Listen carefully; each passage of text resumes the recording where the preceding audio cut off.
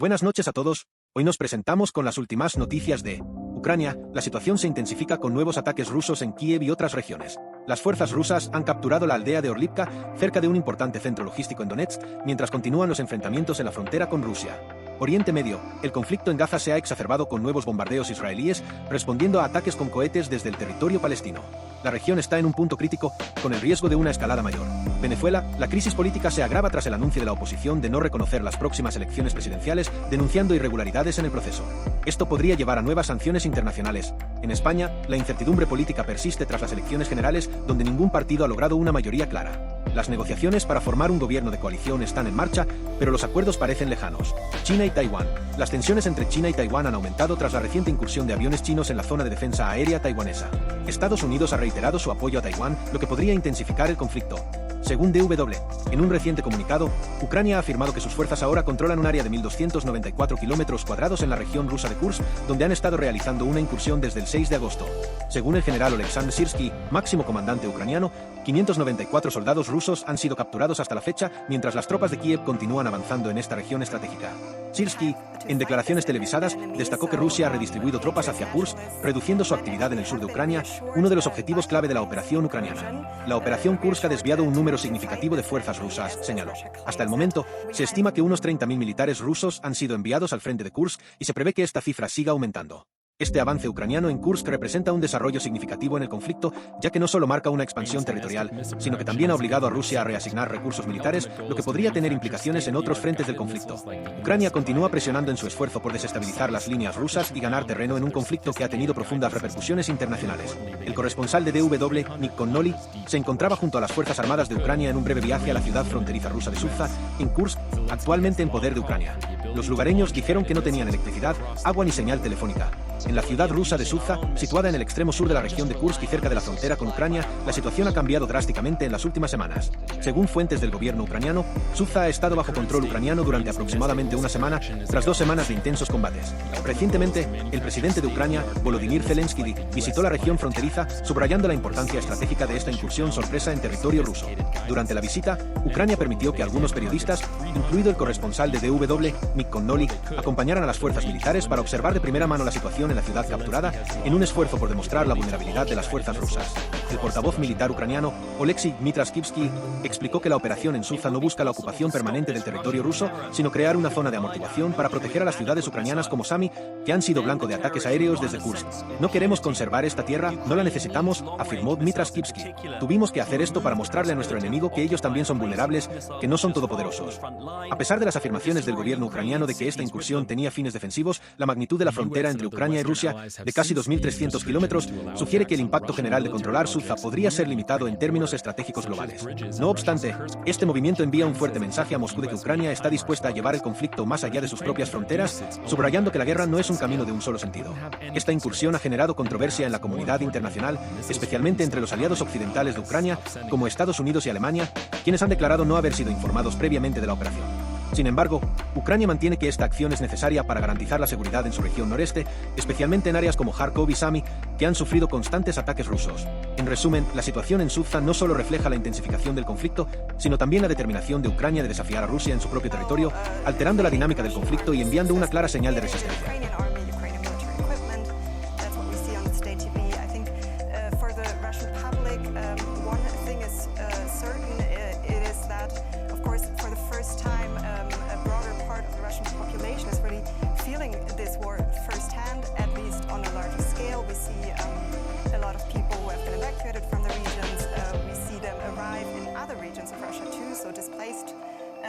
People there on social media we hear some complaints about evacuations not working as they should, and then of course there is this issue, the very sensitive issue.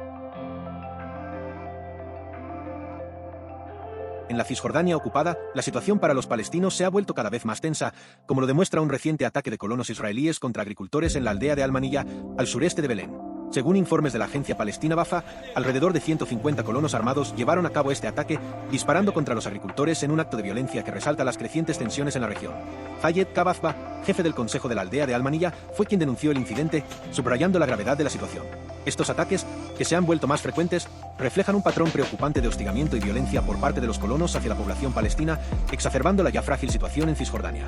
Este tipo de acciones no solo ponen en riesgo la vida de los agricultores, sino que también tienen un impacto devastador en sus medios de subsistencia al impedirles trabajar sus tierras en paz. La creciente violencia por parte de los colonos israelíes se enmarca en un contexto más amplio de ocupación y conflicto que continúa afectando gravemente a la población palestina en la región. La comunidad internacional ha expresado en varias ocasiones su preocupación por estos hechos, pero la situación sobre el terreno sigue deteriorándose. La tensión en Cisjordania es un reflejo de la complejidad y la profundidad del conflicto israelí-palestino, donde la violencia y la ocupación siguen marcando la vida diaria de millones de personas. Este ataque es un recordatorio sombrío de las dificultades que enfrentan los palestinos bajo la ocupación y subraya la necesidad urgente de encontrar una solución pacífica y duradera al conflicto. La comunidad internacional debe intensificar sus esfuerzos para proteger a la población civil y garantizar que se respeten sus derechos fundamentales en medio de esta prolongada crisis.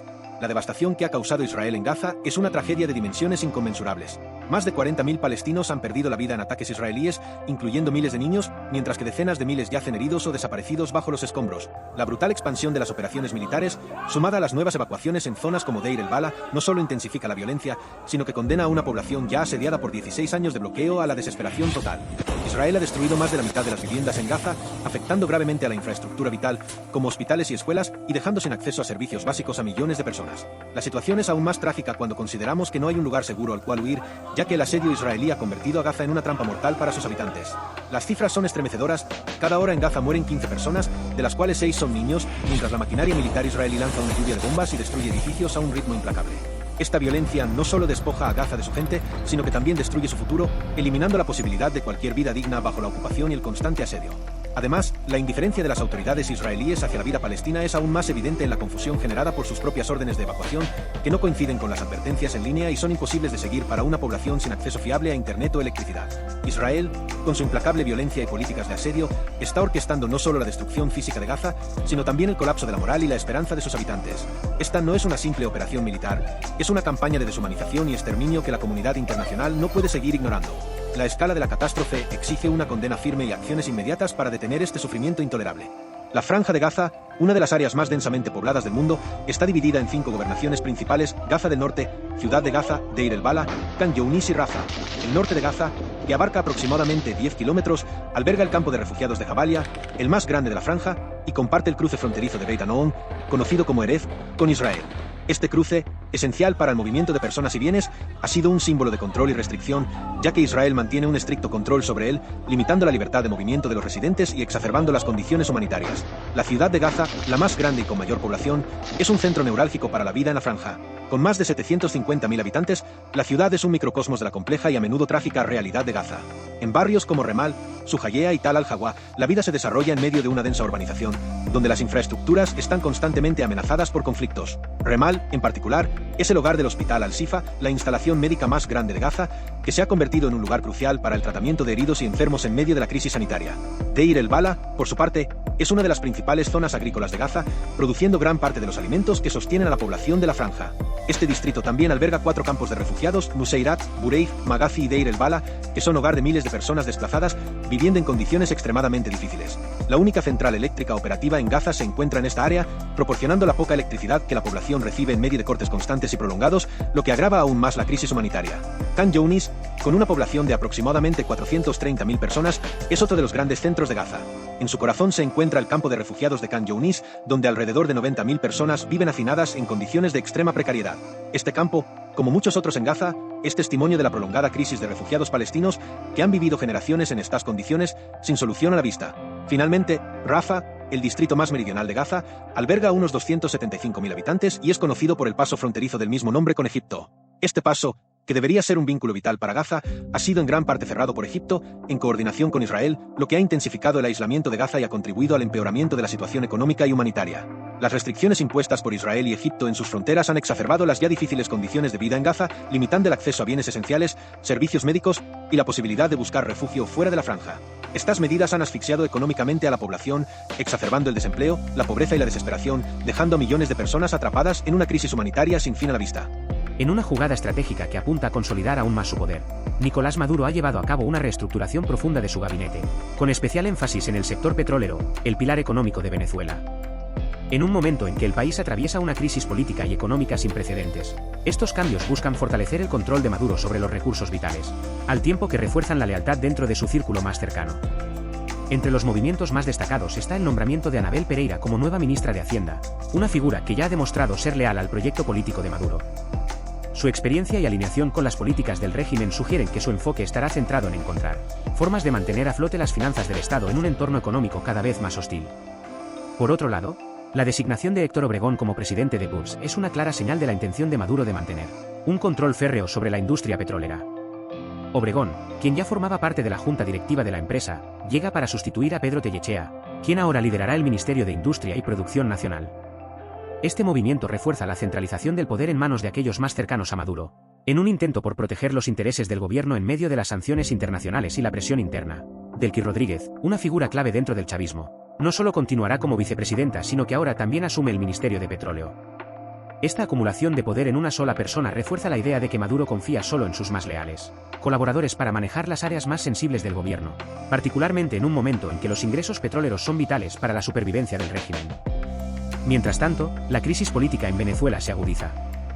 Los regímenes aliados de Maduro, como el de Daniel Ortega en Nicaragua, se han visto envueltos en un conflicto verbal con gobiernos progresistas de la región que abogan por una salida negociada.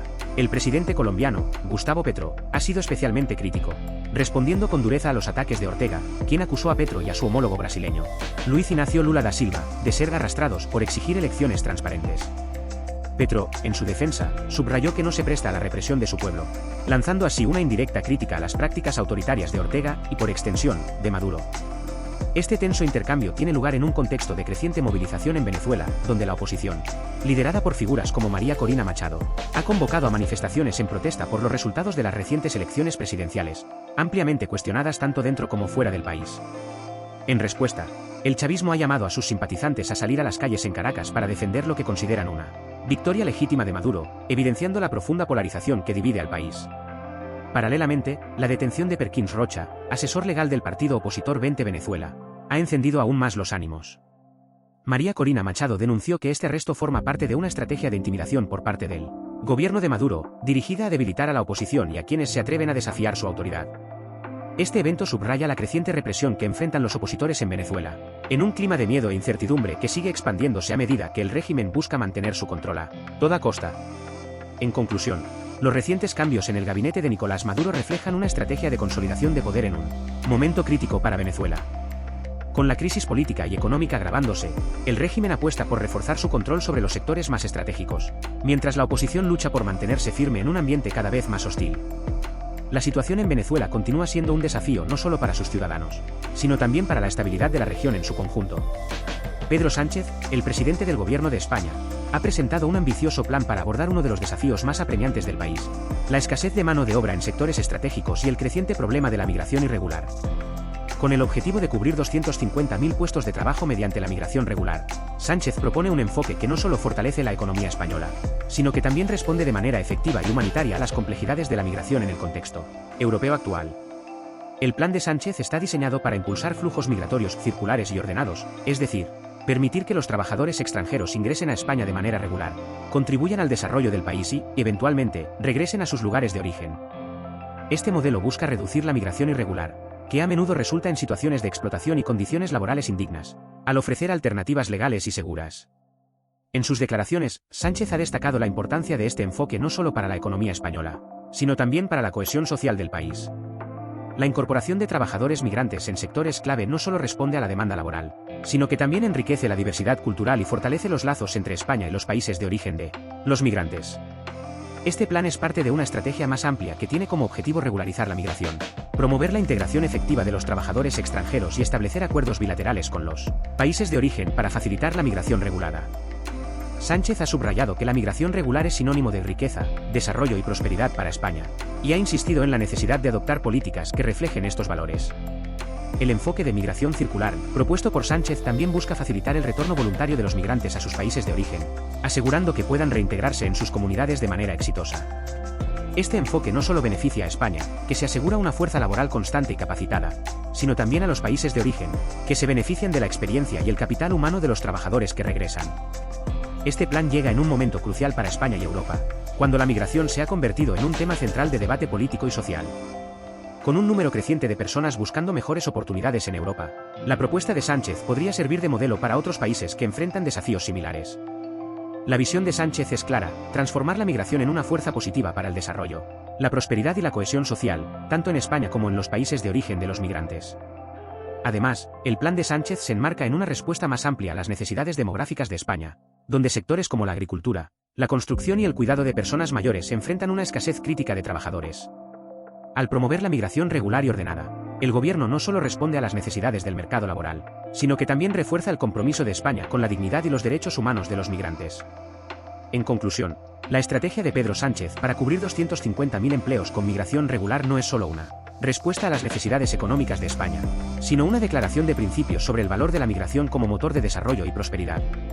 Este enfoque, que combina la regulación efectiva con la promoción de los derechos humanos, podría marcar un antes y un después en la forma en que España y Europa gestionan la migración en el siglo XXI. La creciente tensión entre China y Taiwán ha alcanzado un punto crítico, poniendo en peligro la estabilidad en la región del Indo-Pacífico y alertando a la comunidad internacional. A través de una serie de maniobras militares y despliegues masivos de recursos, Beijing parece decidido a consolidar su control sobre la primera cadena de islas, un conjunto estratégico de archipiélagos que abarca desde Indonesia hasta Japón. Esta área incluye los mares de China meridional y oriental, y es un punto focal en las ambiciones territoriales de China.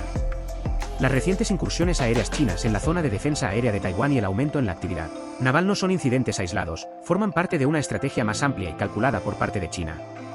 Según informes confidenciales, solo en el último año, el gasto militar chino en operaciones en esta región ascendió a 110,000 millones de yuanes, lo que equivale aproximadamente al 85% del presupuesto de defensa de Taiwán. Este nivel de gasto refleja no solo la intensidad de las operaciones militares, sino también la magnitud de la apuesta de Beijing en esta región disputada. El contexto geopolítico añade una capa de complejidad a esta situación. Zhang Youxia, vicepresidente de la Comisión Militar Central de China, ha expresado abiertamente la postura de Beijing, advirtiendo contra las demostraciones de fuerza naval que podrían desestabilizar aún más la región. En sus declaraciones, Zhang ha señalado que las tácticas como bloqueos marítimos solo servirán para profundizar las divisiones globales y generar más conflictos. Esta retórica, aunque claramente dirigida a Estados Unidos y sus aliados, resuena fuertemente en la comunidad internacional, que observa con creciente preocupación cómo las acciones chinas en el estrecho de Taiwán podrían desencadenar un conflicto mayor. Los ejercicios militares realizados por China alrededor de Taiwán son particularmente inquietantes. En mayo, en respuesta a lo que Beijing percibió como movimientos separatistas por parte del gobierno taiwanés, China lanzó una serie de maniobras denominadas Joint Sword 2024A, diseñadas para demostrar su capacidad de castigo. Durante estos ejercicios, las fuerzas aéreas y navales chinas movilizaron aviones de guerra y buques de combate, incurriendo en un gasto estimado de $1,17 millones en combustible y otros recursos. Este gasto, aunque significativo, es solo una parte del costo total de mantener una presencia militar constante y efectiva en la región. Desde la perspectiva de Taiwán, estos desarrollos son alarmantes y reflejan una escalada que podría tener consecuencias catastróficas. Las autoridades taiwanesas han utilizado los datos disponibles para analizar no solo el gasto militar de China, sino también su impacto potencial en la economía china y los riesgos para la propia Taiwán. Esta evaluación es crucial, ya que permite a Taipei ajustar su estrategia defensiva y diplomática en un entorno cada vez más volátil. Sin embargo, la preocupación no se limita solo a Taiwán. Washington, que ha reiterado su compromiso de apoyo a la isla, también ha intensificado su presencia militar en la región. Tanto Estados Unidos como China han aumentado significativamente el número y la escala de sus ejercicios militares en Asia, lo que ha contribuido a un clima de tensión constante. Si bien los ejercicios chinos aún están rezagados en términos de complejidad en comparación con los de Estados Unidos, el ritmo al que Beijing está expandiendo sus capacidades militares no deja lugar a dudas sobre su determinación de cambiar el equilibrio de poder en la región. Los informes recientes también han revelado que la Armada china ha realizado más de 70,000 viajes el año pasado, acumulando un total de 1,7 millones de horas en el mar.